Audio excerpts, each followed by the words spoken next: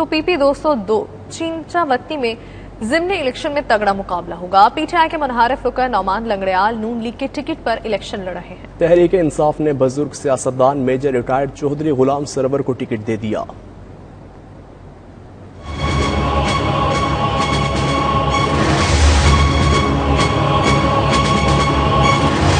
PP 202 चींचावतनी में भी ज़िमनी election का जोशो खरोश अरूज पर है। पंजाब असम्बली की यह नशिस्त PTI के मुनहरिफ रुकन नुमान लंगड़ियाल के डी सीट होने पर खाली हुई थी। नुमान लंगड़ियाल अब मुस्लिम लीग नून के टिकट पर मैदान में है। नाअहल हुकूमत के साथ चलने से बेहतर था कि अपनी सीट छोड़ के दोबारा इलेक्शन लड़ा जाए।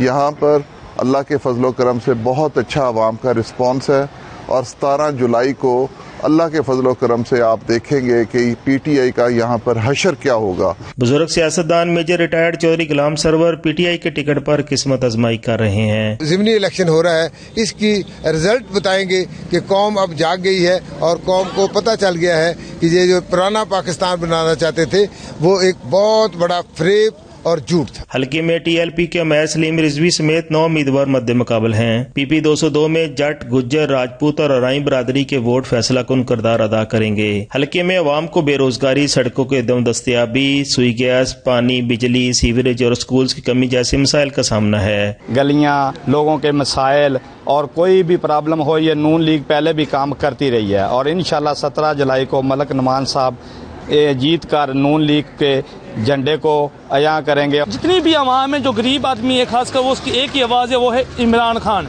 और ये एक ही नारा लगाते हैं, इम्पाउंड हुकूमत नामंजूर। PP 202 में कामयाबी का सेहरा किसके सर पर सजता है, इसका फैसला 17 जुलाई को हो जाएगा। दोनों उम्मीदवार बज़ाहिर अपनी कामयाबी का दावा कर रहे हैं, लेकिन कामयाब कौन होगा इसका फैसला हल्का PP 202 के अवाम ही 17 जुलाई को करेंगे। कैमरामैन मोहम्मद इशफाक के साथ सुहेल हबीब मुगल, 92 न्यूज़, चींचावतनी।